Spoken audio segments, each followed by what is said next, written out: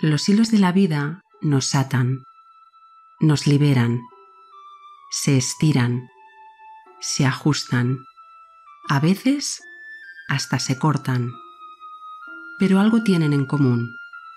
Se conectan a través de preguntas que interesan a todos los seres humanos. Estas 6 mujeres se propusieron hacer un tejido con los enigmas del ser y la infinita cantidad de respuestas a estos interrogantes. Te invitamos a escuchar conversaciones profundas y conmovedoras de expertas en desarrollo humano. Puntada a puntada, descubrirás de qué hilos estás hecho y cómo salir de tu propio laberinto.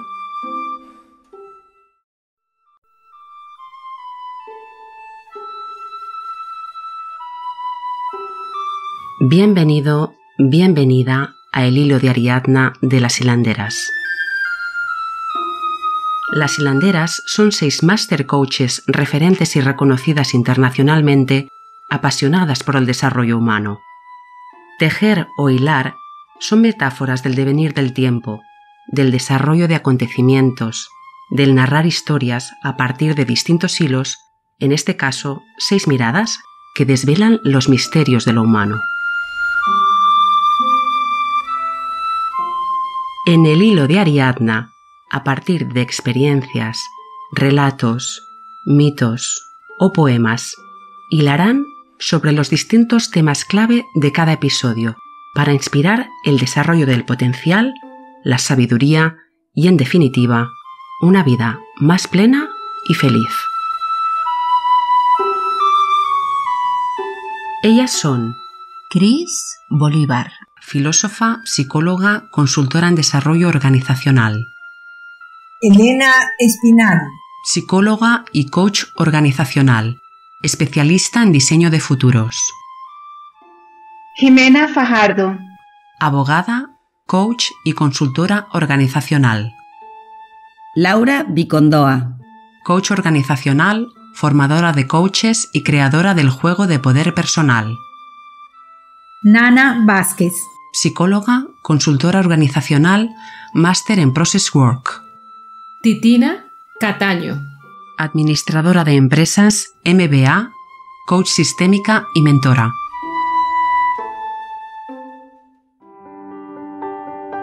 Esta temporada de El Hilo de Ariadna es un podcast producido por Las Hilanderas.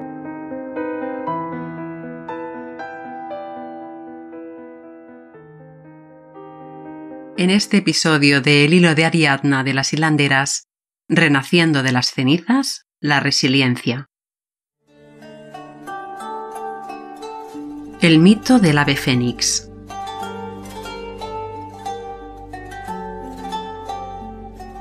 El ave fénix es un pájaro de fuego que se eleva desde las cenizas de su propia destrucción.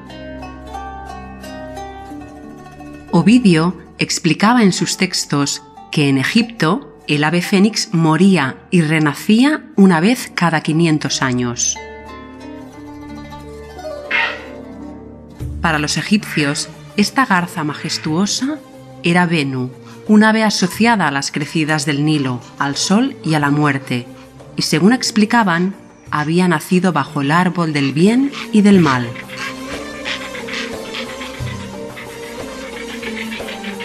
Esta criatura fantástica entendía que era necesario renovarse cada cierto tiempo para adquirir mayor sabiduría. Y para ello seguía un proceso muy meticuloso. Volaba por todo Egipto para construirse un nido con los elementos más bellos: ramas de canela, ramas de roble, nardos y mirra.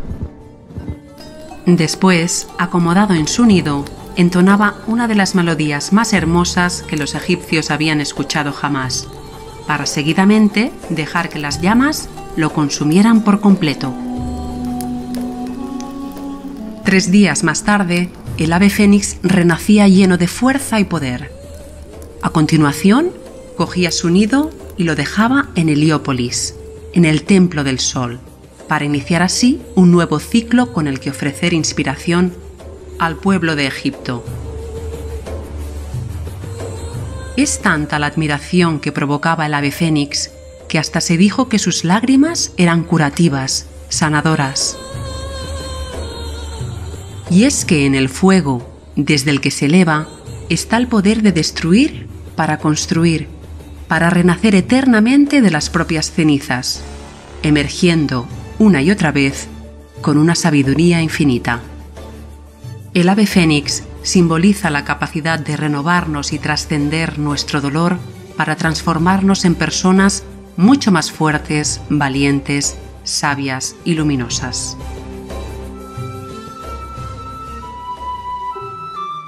Elena, ¿qué relación hay entre el ave fénix y la transformación personal?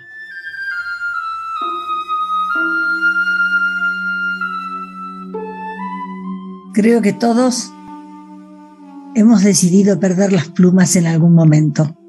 Y si no lo hemos decidido, nos pasó. Yo creo que hay una gran diferencia entre el dolor, que es físico, y el sufrimiento, que tiene que ver con el esperar, el tener la expectativa que las cosas tienen que ser de una determinada manera.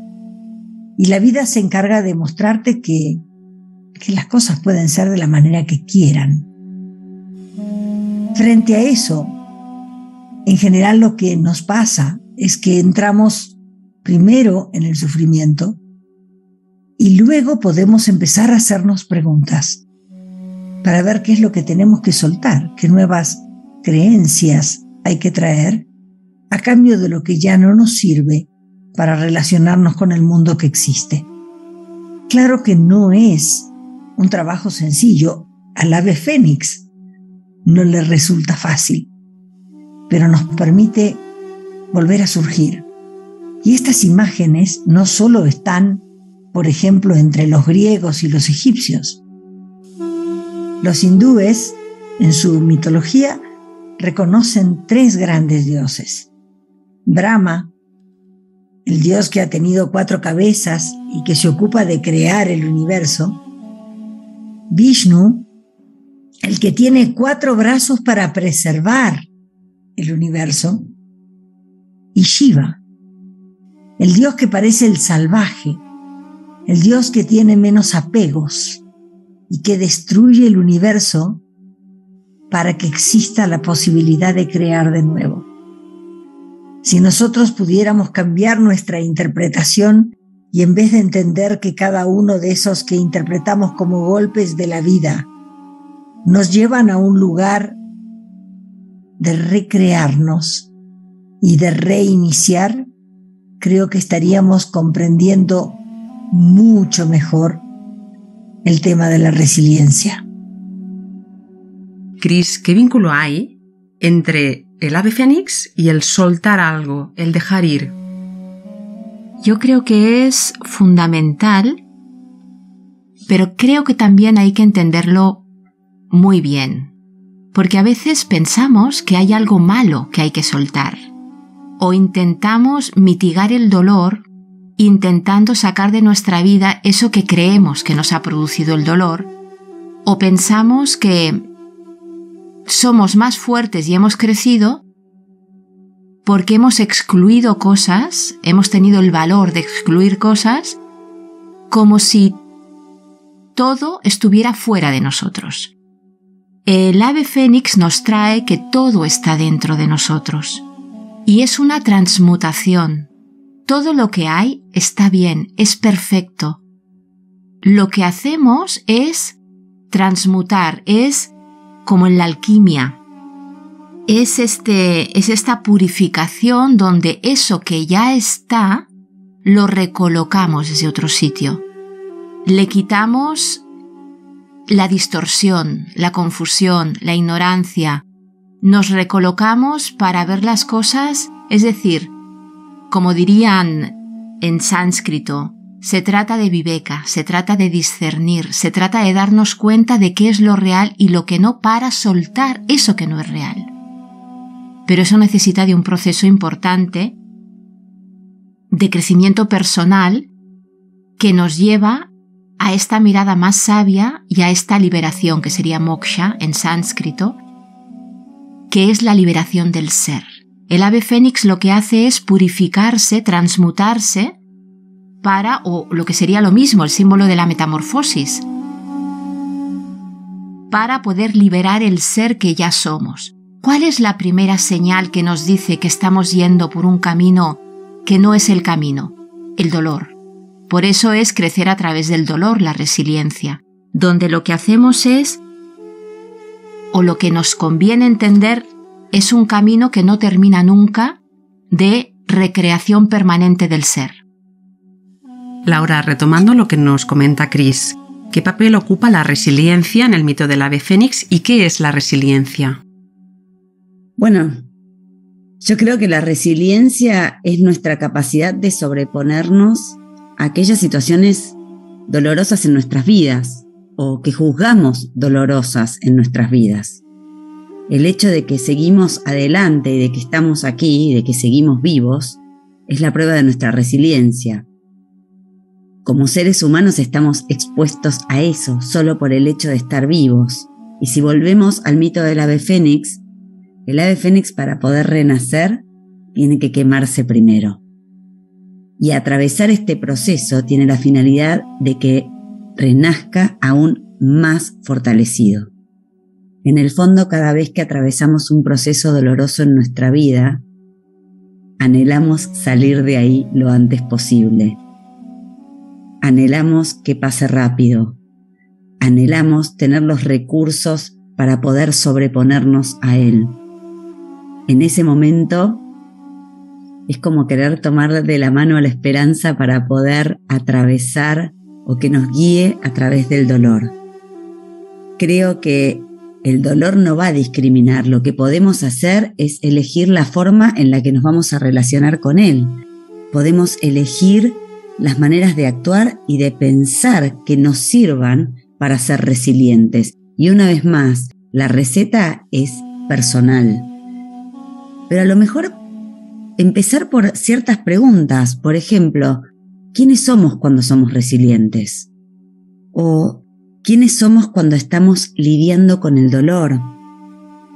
¿Quiénes somos cuando nos sobreponemos a ese dolor? ¿En quiénes nos convertimos? Y un poco volver al comienzo de nuestra temporada, volviendo al episodio de identidad. ¿Qué historia nos contamos y qué historia empezamos a forjar una vez que nos sobrepusimos a estos momentos en quienes nos convertimos? Titina, ¿qué nos puedes comentar de la reconstrucción del nido del ave fénix y qué significado tiene? Quedarse en el nido tiene que ver con estar con nosotros mismos para encontrar ese espacio de renovación y así poder trascender para volvernos más fuertes, más valientes, más sabios e incluso más luminosos.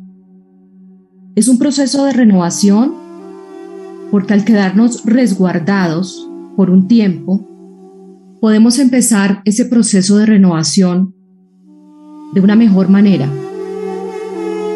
Finalmente, cuando somos resilientes, estamos viviendo un proceso en el que nos desprendemos de muchas cosas, quizás de costumbres o de recuerdos que nos causaron dolor, porque debemos liberar ese pasado.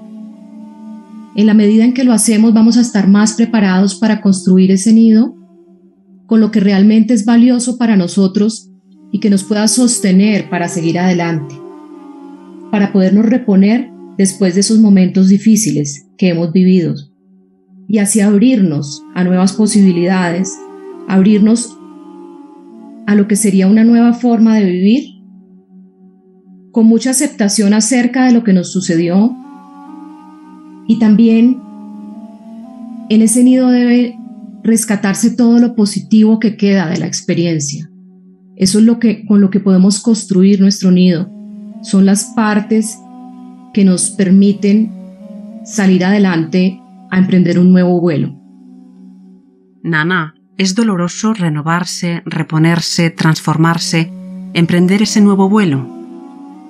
Por supuesto que sí, es doloroso, no es fácil, a veces más, a veces menos, pero es parte del proceso de desapego, de pérdida, de dejar atrás aquello que ya no es suficiente o que ya no nos sirve. Y qué tanto es el sufrimiento también depende de qué tanto preparamos ese nido, qué tanto nos preparamos a nosotros mismos. A través de muchas cosas que hemos hablado acá, conocer quiénes somos verdaderamente, de trabajar en sí mismos y reconocer cuándo es difícil exponerse, cuáles son nuestros miedos, cómo nos acercamos más hacia el amor. De esa manera vamos construyendo ese nido y entre más acogedor sea, pues más fácil va a ser cruzar por ese sufrimiento. No podría decir que lo haga mayor o menor, pero sí nos hace más fuertes para estar en el momento de la quema. Nos da más recursos internos, como decía Laura. A medida que vamos pasando por esas experiencias, vamos recogiendo más aromas y más recursos de donde tolerar ese sufrimiento. Y Jimena, ¿cómo conectar con esas fortalezas que nos permiten volver a volar? Me encanta tu pregunta, Aurora, porque así como todas hemos dicho que la resiliencia es esa capacidad de reinventarnos y de extraer del dolor y de la pérdida o de las crisis de la vida aprendizajes, que es un caminar que a veces hacemos solos. El armar ese nido, como decía Titi, para reconocer en qué nos hemos hecho fuertes gracias a esa situación o a esa experiencia, qué herramientas hemos usado para salir adelante, de alguna manera nos ayudan a ese proceso de reinventarnos. Para mí la resiliencia es una competencia muy especial. Yo diría que es una competencia que viene de una fuerza misteriosa espiritual y que puede superar quizás más allá de nuestras capacidades humanas, pero como decía Lau también, nos conecta con la esperanza de que al final las cosas van a estar bien, de que estamos aprendiendo, de que estamos creciendo. Y como lo decía Cris, en ese proceso de transmutación, en esa metamorfosis que hacemos, evidentemente duele, claro que duele. O como le sucede a las serpientes cuando van a renovar su piel, que pasan entre dos piedritas para extraer esa piel y que salga la piel nueva. Es un proceso que tiene que ser doloroso, pero precisamente por eso la resiliencia nos lleva a reinventarnos y a extraer esas fortalezas y esos recursos desde nuestra identidad, desde nuestro verdadero ser y potencial, para apalancarnos en ellos y decir, bueno, aquí estoy, me quemo, me reinvento, pero nuevamente vuelo. Laura, ¿qué simbolizan el fuego y las cenizas? El fuego lo relaciono con rituales de purificación, con soltar, con dejar ir, con dejar quemar. A veces sentimos que el dolor nos quema. Y cuando ese dolor nos quema, ¿qué está quemando? ¿Qué es lo que se va a transformar en cenizas? ¿Cuáles serán los aprendizajes que nos queden de estas situaciones que atravesamos? ¿Cómo vamos a relacionarnos con ellos? Soltar no solo tiene que ver, como comentaban antes, soltar lo que juzgamos malo, es soltar todo. El ave fénix no elige que quede una parte. El ave fénix se quema entera. Si nosotros podemos quemarnos enteros, ¿qué quedan las cenizas? ¿Qué hay ahí que nos lleve a encarar fortalecidos lo que sigue? Porque si algo nos asegura este mito, es que esto es un ciclo y la vida continúa. La vida renacerá de esas cenizas que quedaron. Titina, ¿en qué momentos te has sentido ave fénix? Cuando viví el 11 de septiembre en Nueva York con mi esposo y su hijo. Después de los ataques del 11 de septiembre, todos los que estábamos ahí creo que nos volvimos más resilientes, porque nos demostró que somos capaces de muchas cosas. Fue un momento muy doloroso saber que muy cerca estaban aquellas imágenes que veíamos en la televisión de personas lanzándose por las ventanas del World Trade Center. Fue una experiencia realmente dolorosa, donde nos sentimos además muy vulnerables, donde al ser un tema tan masivo, la energía que se siente es muy fuerte. Y textualmente sentíamos todos que nos quemábamos.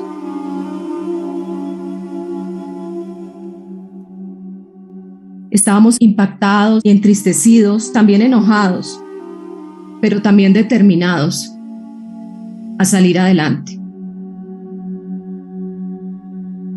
Fue una experiencia que nos cuestionó muchísimo. Yo, por ejemplo, pensé que el país se iba a ir en guerra. Y mi madre había ido a visitarme y pensaba, yo necesito que ella salga de este país. Si yo me quedo, no importa, estoy dispuesta a vivir lo que me toca. Pero me afanaba mucho que ella viviera esa experiencia. Entonces realmente adquirimos todas las herramientas que tuvimos que adquirir para salir de ese evento de la mejor manera y acompañarnos entre todos, porque unidos éramos mucho más fuertes. Cris, ¿cómo nos acompaña este ave fénix, no solo en momentos tan impactantes como el relatado por Titina, sino a lo largo de nuestra vida? Sí, yo creo que lo que ha contado Titina, estas experiencias especialmente dramáticas que todos vivimos, aunque no haya hechos así, ¿no?, en nuestro entorno, sino que puede ser una ruptura de pareja, puede ser la pérdida de un trabajo, y para nosotros puede ser absolutamente dramático también. Todo eso, para poderlo vivir y trascender, tiene que ver con la fuerza otra vez del amor, como ya hemos dicho a lo largo de muchos episodios. Aunque la señal para crecer se da desde el dolor, y por muy dramático que sea el hecho, otra vez y de nuevo es una interpretación del hecho. Puede pasar algo muy grave y vivirlo de una forma fluida, por así decir, o podemos vivirlo de forma dramática y encallarnos en el duelo y que se abran todos nuestros miedos, dolor, sufrimiento, etc. Entonces, otra vez, ¿desde dónde lo vivimos? Si nosotros lo vivimos desde el amor, desde la aceptación profunda, desde el trascender todo ese dolor que al principio sentimos que es nuestro, que está en conexión con nuestra herida y con nuestra mirada y con nuestro aprendizaje y con nuestra vida y con nuestra historia, cuando lo aprendemos a vivir desde ahí, no hay realmente dolor. Y lo importante es que esto va a suceder muchas veces en nuestra vida. Es el Oroboro, es el renacer una y otra vez de estas dificultades, aprendiendo cada vez cosas nuevas desde el amor. Elena, ¿cómo inspirarnos, cómo ser creativos, cómo confiar en este proceso continuo de transformación? Es hermosa tu pregunta, porque hoy mucha gente confunde resiliencia con decir no pasa nada, con hacerse el fuerte y salir adelante. Lo vemos en muchas empresas, lo vemos en las empresas después de los grandes recortes de personal. Y alguna vez me pasó trabajando en una empresa que se me ocurrió llevar unos muñequitos para jugar en la sesión, que era todo un grupo de recursos humanos, y una niña que además no tenía un puesto muy alto.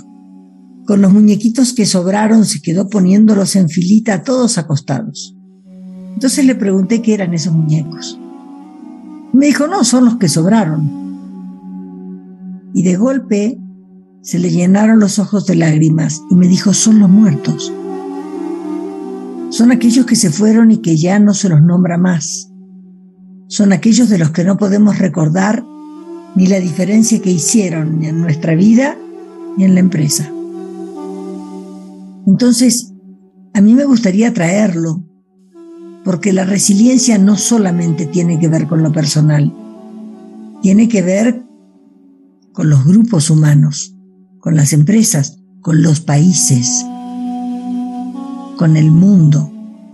Ahora con el COVID, la resiliencia nos va a ayudar a salir, pero la resiliencia pide reconocer el dolor, pide reconocer el sufrimiento, y como dijo Cris, la única manera de salir de ahí es abrazando ese sufrimiento, es desde el amor, es incorporando lo que te ha dolido como aprendizaje, porque el negarlo es como aplastarlo y se transforma en un boomerang que te vuelve luego, porque no lo pudiste transmutar. Jimena, ¿y qué importantes son estas lágrimas de las que nos habló Elena? Guau, Aurora, qué pregunta. Las lágrimas son vitales y fundamentales en nuestra vida porque nos sanan. La vida está hecha de pérdidas y de ganancias, de amores y desengaños.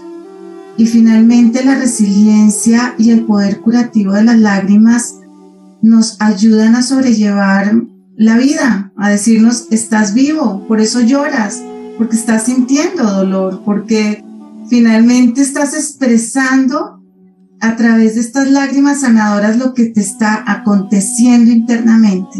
Por eso son tan importantes las lágrimas. Y a veces nos negamos el llorar, porque como veíamos en un episodio anterior en el poder de la vulnerabilidad, expresar llanto como que no era de valientes. Pues la buena noticia es que llorar es de valientes, para curarnos de lo que nos está pasando con ese dolor que nos acontece. Y aquí traigo una película que me encanta, que es La vida es bella de Roberto Benigni, donde en ese amor infinito y a pesar del dolor que estaba viviendo, cómo usaba todos sus recursos creativos para mostrarle a su hijo en un campo de concentración que a pesar del dolor que vivas, la vida es bella. Nana, a veces nos cuesta ver que cuando perdemos, también ganamos. Así es, y creo que hay otro punto de vista de la resiliencia que quiero traer acá, y es desde ese lugar que dices, desde lo que ganamos, desde la ganancia, desde la vida es bella que dijo Jimena, desde el optimismo que dijo Elena también, diferente, no el falso optimismo, sino el optimismo real.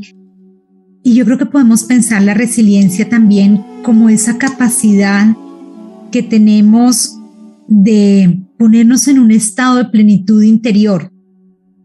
Y creo que no necesitamos experiencias dramáticas como el 11 de septiembre, lo que habló Titina, o los campos de concentración.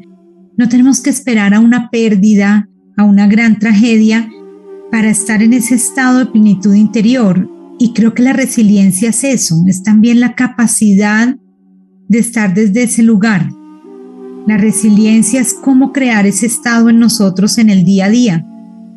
Y una de las formas, lo han dicho, es desde el amor y otras desde la gratitud. Desde ese lugar que no es del falso optimismo, sino de ver lo que hay. Es desde el lugar de reconocer todo lo que sí es posible, de reconocer cómo estoy y puedo estar en mi mejor versión, en mi mejor momento, a todo nivel, incluso físico.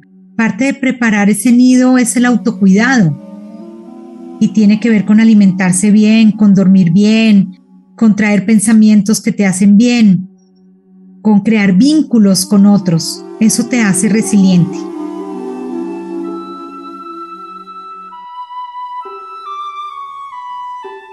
Y para acabar, muchos oyentes se preguntarán, ¿cómo puedo realmente ser resiliente y levantarme cada vez que me caigo.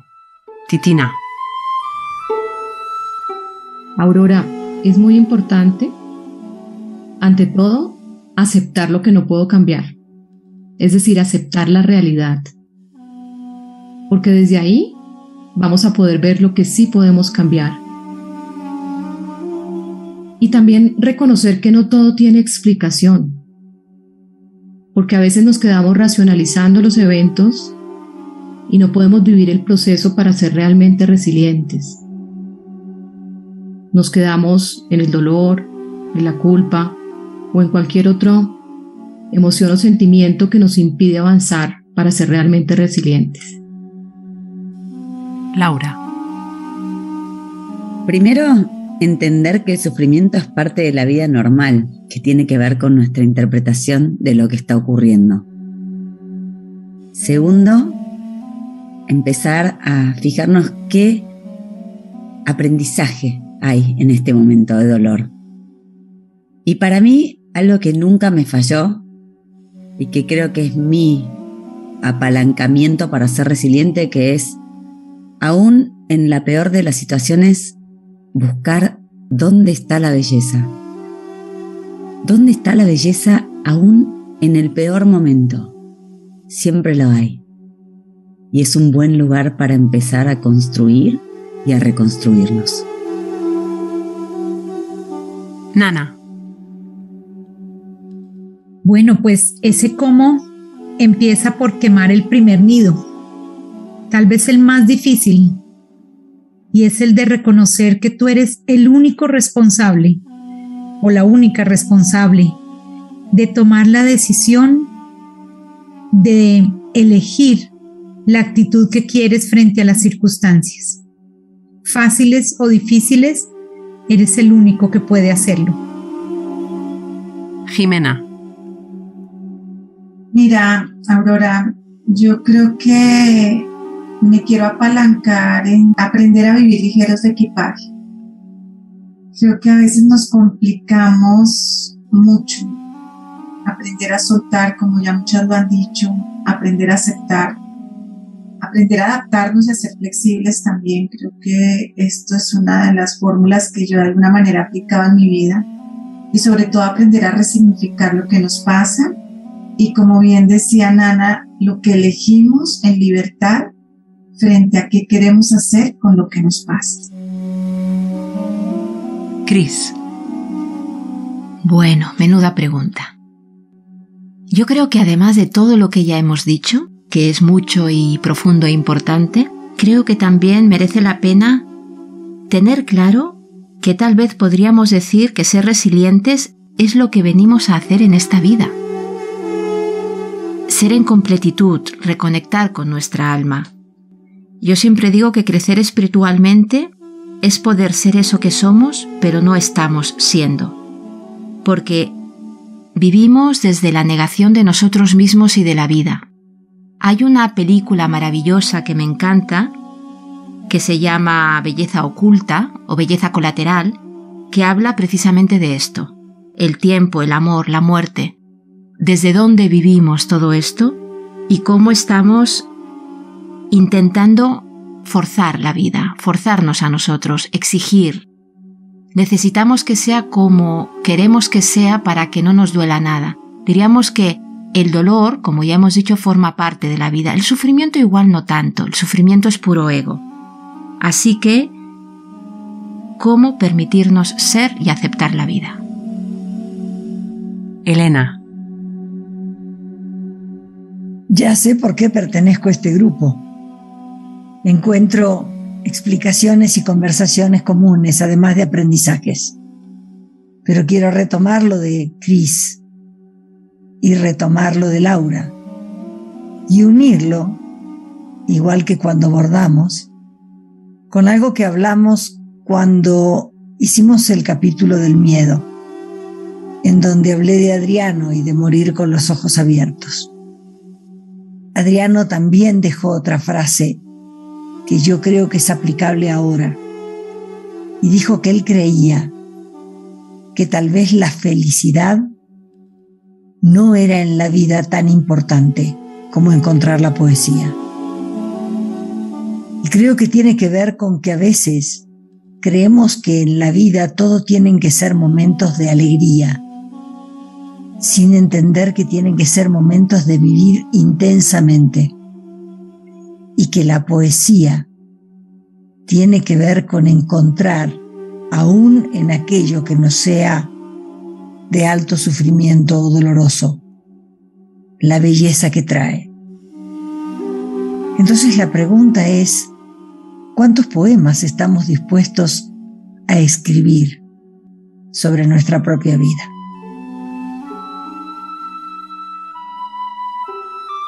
Muchísimas y muchísimas gracias a todas.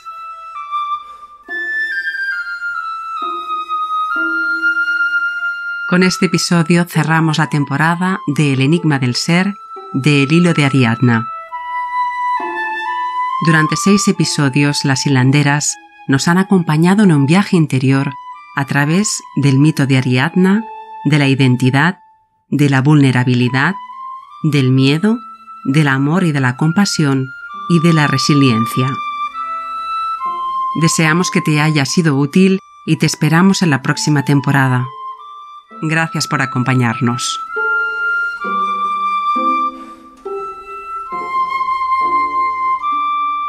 Ricard Rotllán nos ha acompañado en el equipo técnico, les ha hablado Aurora Antón.